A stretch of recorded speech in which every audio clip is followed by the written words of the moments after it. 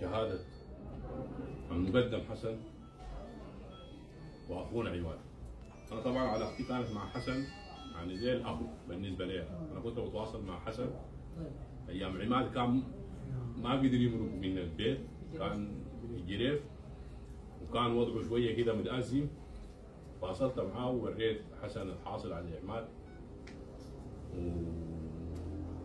يعني قال لي عماد قاعد يرسل لنا الحاجات اللي احنا دايرينها وزياده، يعني بالواتساب كان بيتعامل معانا وبيرسل الحاجات اللي احنا دايرينها وزياده. حسن دوره كان في الحرب دور كبير جدا، ناس كثير ما بتعرفه، حتى ناس اقرب منه ما بعرف. حسن ده لما الاذاعه والتلفزيون كانت في ايد الخونه، حسن اصر انه يبث من المهندسين على غناء من برج في جبل اولياء.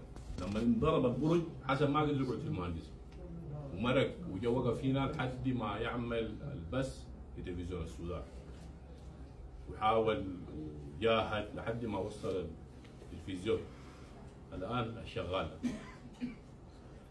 دور عماد اخوي كان يعني دور صعب، ما اي زول بيقدر يعني يعمل اللي كان بيعمله عماد، ما عشان هو اخوي انا ولا عشان هو قدام قبيله الرشايده وكده.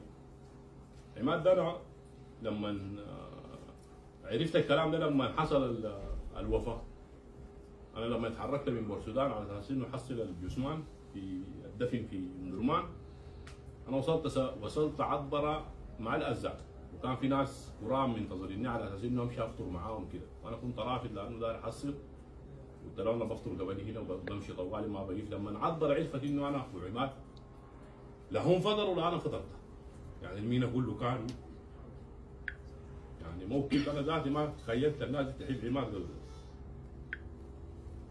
والواحد يعجز يعني عن الشكر لكم. يعني شفت انا هناك لما وصلت درمان، شفت الناس وتفاعلها مع الحدث. نرجو الله انه ربنا يتقبل المقدم حسن ويتقبل النقيب عماد ويديونا الشهاده ويسكنوا دار احسن من دارنا ويلقوا ناس احسن من وناس اللي كانوا معاهم.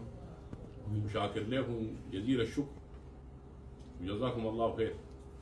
بارك الله. بارك الله فيكم، جزاك الله خير.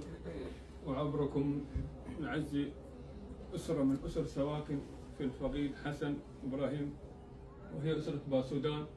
وإذا تحدثنا عن النقيب حسن إبراهيم وهو من أبناء الشرق ومن القضارف ومن أسرة باسودان، ممكن أسرة باسودان معروفة لدى سواكن. وكذلك نرسل تعازينا لأهل الشهيد الوكيل عريف بدر الدين الذي استشهد معهم، ونرسل تعازينا لتلفزيون السودان وكل الإعلاميين الذي فقدوا، أسر الإعلاميين الذي فقدوا وكل الشهداء. شاكرين لكم مقدرين وجزاكم الله خير. والعصر ان الانسان اللي خسر الذين امنوا وعملوا الصالحات وتواصوا بالحق وتواصوا بالصبر. 10 الاواخر